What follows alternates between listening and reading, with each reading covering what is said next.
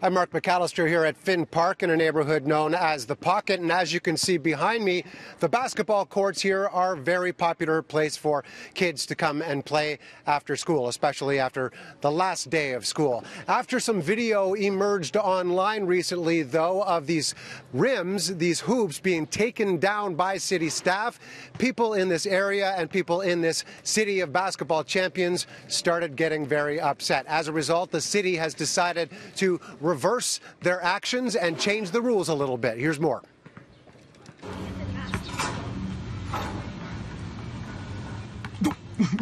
Effective immediately, we've suspended this practice entirely. So what the long-term solution is going to be, as I say, it will likely be on a case-by-case basis, but staff will need to work through this. These are not simple solutions. These are complicated issues with, individuals all have their various needs and points of view. Isn't this terrible?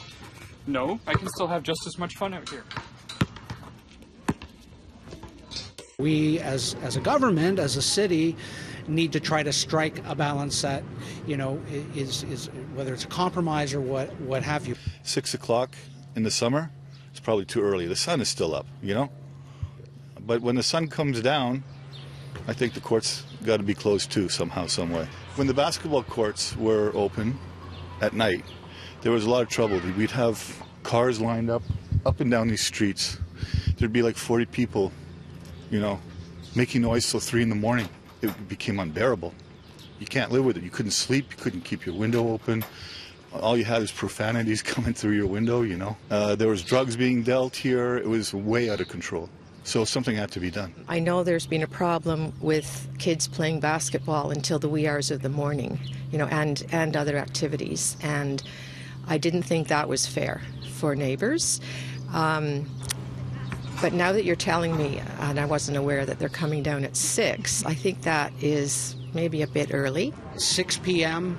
is not reasonable. It is far too early. Why was the decision made to make it 6 o'clock in the first place?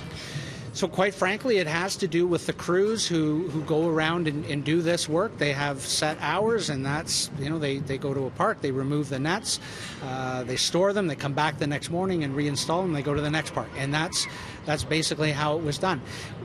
That sort of meets the city's needs. It doesn't meet the residents' needs. So as you can see, 10 minutes after 5, and the court is actually just starting to fill up at this point. So the question becomes, do they leave the hoops up all night at this point, or do they wait to take them down once the sun goes down?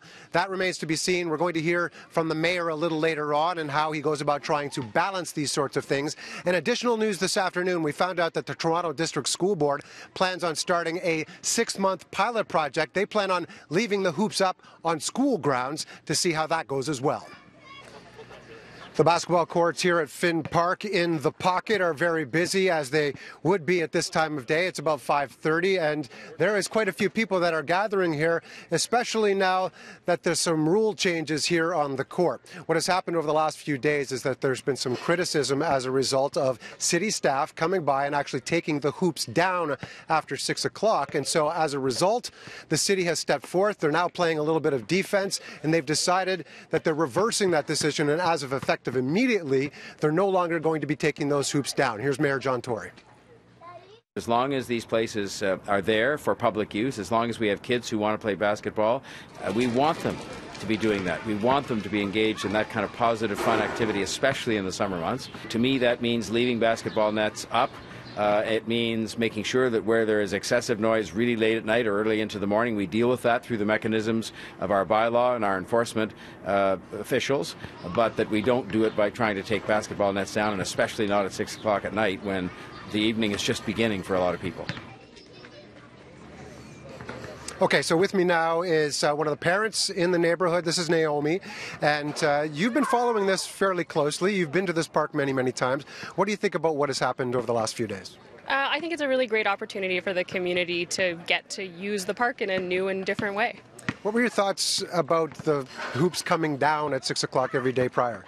You know, I would walk through the park regularly on my way home from work, and I'd see the hoops coming down, and it just seems like such a waste. You know, I look forward to the time when I'm going to have an opportunity to come home, feed my daughter dinner, and go back to the park and play some basketball, and that's going to be possible now. I know that there's been a lot of discussion, and we've spoke with other residents that back onto the park here about problems that existed probably 10 years ago late at night.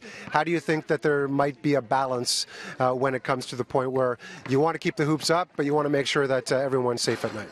For sure. You know, I wasn't living in the pocket at that time. And so, you know, I think if there are problems going forward with this new arrangement, then we as a community will have to come together and figure out what the solution is.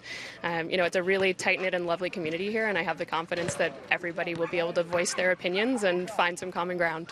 I appreciate you joining us. That has certainly happened before. The concerns were raised, the rules were changed. Now it's just a matter of watching how everything shakes down at this point.